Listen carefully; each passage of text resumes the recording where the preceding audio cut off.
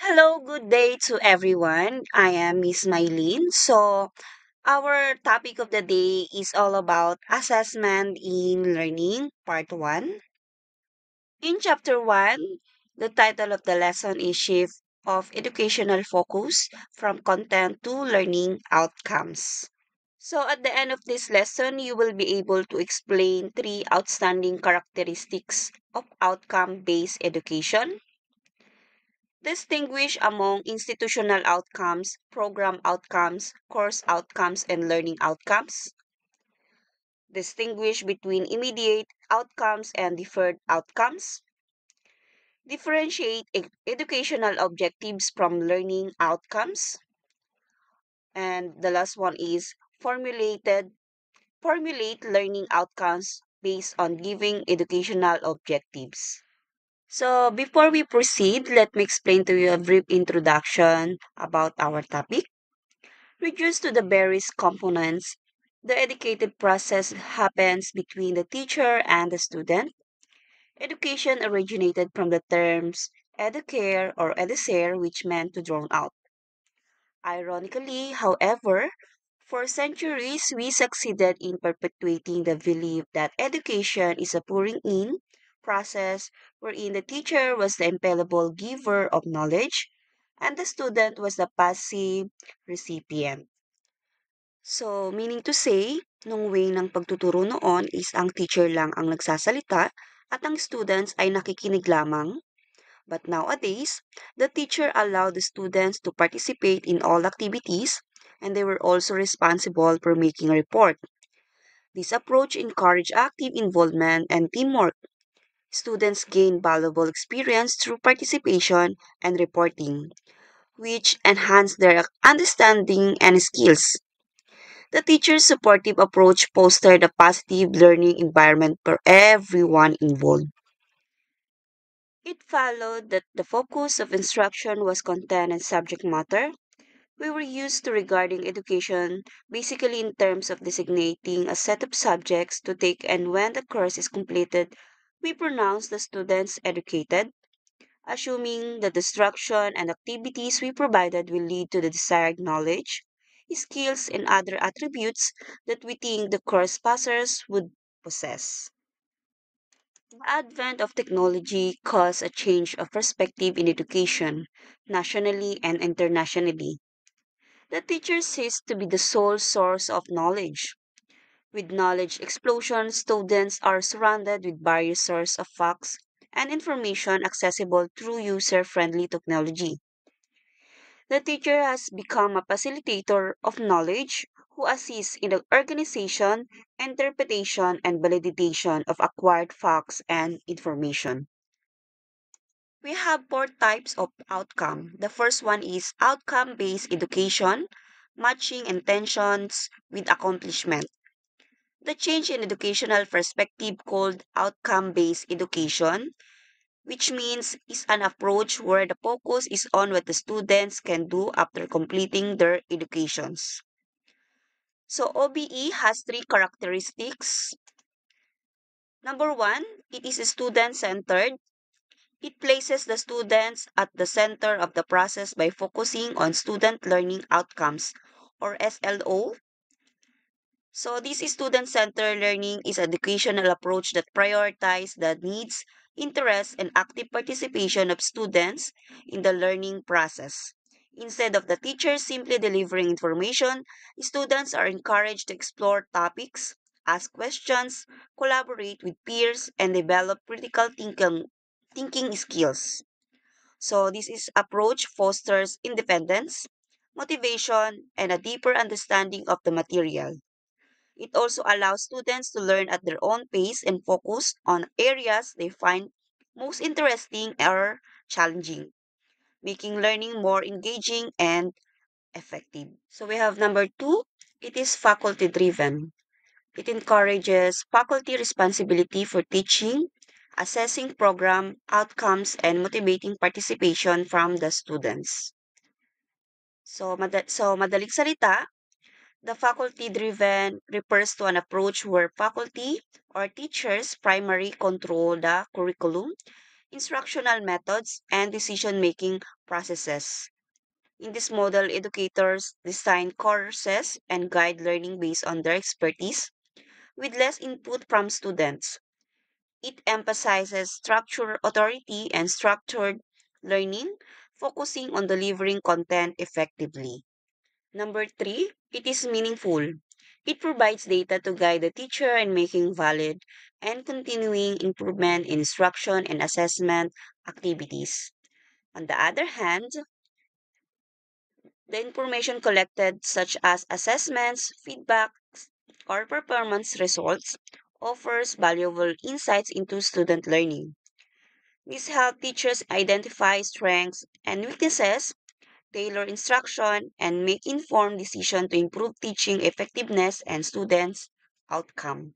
To implement outcome-based education on the subject or course level, the following procedure is recommended. The first one is identification of the educational objectives of the subject or course. Educational objectives are the broad goals that the subject or course expects to achieve. They define in general terms the knowledge, skills, and attitudes that the teacher will help the students to attain.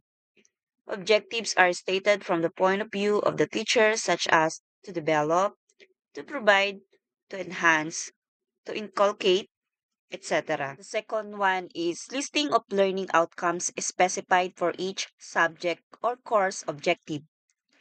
Since subject or course objectives are broadly stated, they do not provide detailed guide to be teachable and measurable.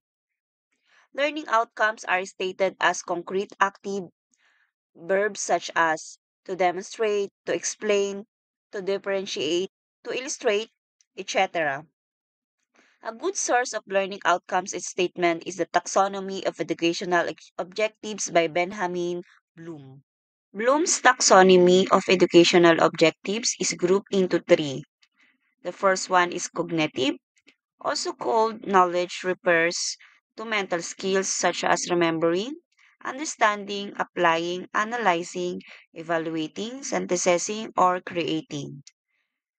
The best example of cognitive is a student solving a math problem that requires critical thinking and reasoning. Bloom's taxonomy of educational objectives is grouped into three. The first one is cognitive, also called knowledge, refers to mental skills such as remembering, understanding, applying, analyzing, evaluating, synthesizing, or creating. The best example of cognitive is a student solving a math problem that requires critical thinking and reasoning. Bloom's taxonomy of educational objectives is grouped into three. The first one is cognitive, also called knowledge, refers to mental skills such as remembering, understanding, applying, analyzing, evaluating, synthesizing, or creating. The best example of cognitive is a student solving a math problem that requires critical thinking and reasoning. Bloom's taxonomy of educational objectives is grouped into three.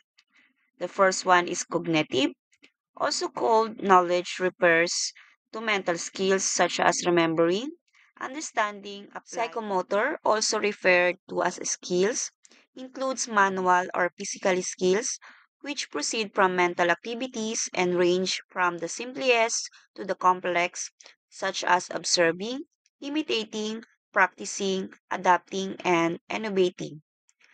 The best example of psychomotor skills is a student performing a science experiment, such as accurately measuring liquids with a pipe or assembling a circuit.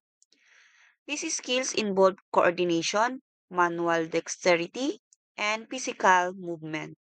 The last one of Bloom's taxonomy is affective, also known as attitude, refers to growth in feelings or emotions from the simplest behavior to the most complex, such as receiving, responding, valuing, organizing, and internalizing.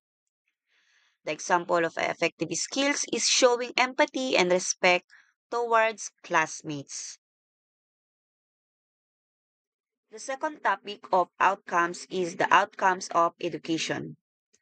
Outcome-based education focuses classroom instruction on the skills and competencies that a student must demonstrate when they exit. So there are two types of outcome, immediate and deferred outcomes. Immediate outcomes are competencies or skills acquired upon completion of instruction, a subject, a grade level, a segment of the program, or of the program itself. These are referred to as instructional outcomes.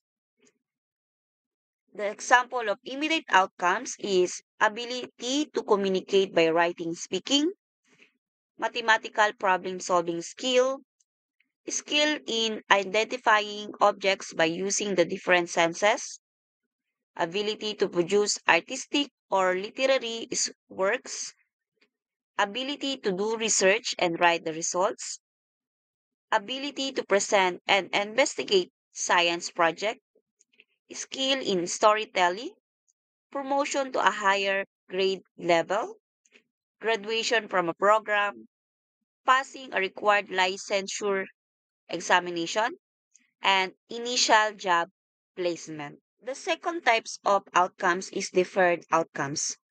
Refer to the ability to apply cognitive, psychomotor, and affective skills or competencies in various situations many years after completion of a degree program. The example of deferred outcomes is success in professional practice or occupation, promotion in a job, success in career planning, health and wellness, and awards and recognition. So these are referred to an institutional outcomes. The third topic of outcomes is institutional program, course, and learning outcomes. These are the attributes that a graduate of an institution is expected to demonstrate 3 or more than 3 years after graduation. Outcome in outcome-based education or OBE come in different levels. So we have 4 levels: institutional, program, course, and learning instructional or lesson outcomes. The first level of OBE is institutional. Institutional outcomes are statements of what the graduates of an educational institution are supposed to be able to do beyond graduation. The second level is program. Program outcomes are what graduates of particular educational programs or degrees are able to do at the completion of the degree or program. The third level is course. Course or subject outcomes are what the students should be able to demonstrate at the end of a course or a subject. And the last level is learning or instructional or lesson outcomes. Learning or instructional outcomes are what students should be able to do after a lesson or instruction. Samples of educational objective and learning outcomes in Araling Panlipunan K-12. The first educational objectives is pagbibigay sa mga mag-aaral ng kaalaman at pangunawa tungkol sa tao, kapaligiran at lipunan. It referred to cognitive objective. So the learning outcomes is nailalarawan ang sariling buhay simula sa pagsilang hanggang sa kasalukuyang edad. Nasasabi at naipapaliwanag ang mga alituntunin sa silid-aralan at sa paaralan. Isa-isa ang mga tungkulin ng isang mabuting mamamayan sa pangangalaga ng kapaligiran. The second educational objectives is paglinang ng kakayanan na magsagawa ng proyektong pangtahanan at pampamamayanan. It referred to psychomotor objective. So the learning outcomes is nakakasulat ng sanaysay na naglalarawan ng mga taong bumubuo ng sariling pamilya. Nakakapagsagawa ng panayam sa ilang mahalagang pinuno ng sariling barangay at naisusulat ang mga nakalap na kaalaman. The third educational objectives is pagganyak sa mga mag-aaral upang maipamalas ang malalim na pagpapahalaga sa kapaligiran. It referred to affective objective. So the learning outcomes of a affective objective is nakakasulat ng tula, awit o maikling kwento tungkol sa kahalagahan ng kapaligiran. Nakakagawa ng video presentation tungkol sa wastong pag-aalaga ng kapaligiran. So let's recap what we've learned. In conclusion, today we explore the shift from content-focused education to learning outcomes, which aims to represent a significant transformation in how education is conceptualized and delivered. Traditionally, education prioritized the transmission of a specific content knowledge, emphasizing the mastery of facts, theories, and subject matter. However, in recent years, there has been a growing emphasis on learning outcomes, the skills, competencies, and the abilities that students are expected to demonstrate as a result of their learning experiences. This transition underscores a move forwards, student-centered education that prioritizes the development of practical skills, critical thinking, problem solving, and lifelong learning abilities over rote memorization of content. It encourages educators to design curricula and assessment aligned with clearly defined outcomes, fostering more meaningful and measurable learning experiences. Ultimately, focusing on learning outcomes aims to better prepare students for real world challenges, ensuring that education remains relevant, effective, and adaptable to the evolving demands of society and the workplace. So, I hope you learn something new in this chapter. So, see you next time in chapter 2 of Assessment in Learning. Thank you for watching. Bye bye.